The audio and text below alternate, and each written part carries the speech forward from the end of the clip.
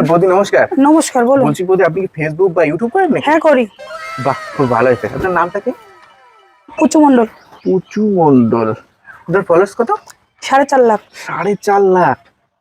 4.5 লাখ। বাহ। বলছি বৌদি, আমরা একটা মিট আপের অনুষ্ঠান করছি, হুম। কারণ 500 টাকা চাঁদা দেন। মিট আপটা কি আর 500 টাকা কেন দেবো? আরে মিট আপ হ্যাঁ। মানে সবার সাথে মিট আর মঞ্চের উপরে আপ, হ্যাঁ, মানে মিট আপ। তো 500 টাকা দেবো কেন? আরে 500 টাকা চাঁদা। মানে 500 টাকা দিয়ে কি করবেন আপনারা? আরে 500 টাকা দিয়ে দেখেন 140 টাকার বিরিয়ানি দেবো, হ্যাঁ, আর 360 টাকা?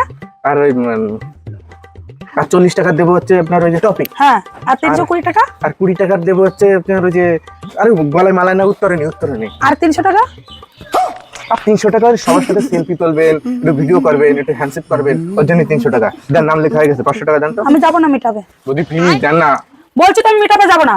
বৌদি নাম লেখা হয়ে গেছে, অনুষ্ঠান হবে না আমাকে। ফাজলামি মারতেছেন নাকি? আমি যাবো না তো কিসের জন্য 500 টাকা দেবো? ফালতু মিট আপে আমি যাই না। বৌদি প্লিজ প্লিজ। আর প্লিজ, আরে নিচে বসছেন কেন? আমি যাবো না তো কিসে 500 টাকা? বৌদি আপনাদের অনুষ্ঠান সবাই না গেলে হবে না, আর আমি গরিব মানুষ, 500 টাকা না দিলে আমি অনুষ্ঠান করবো কি করে?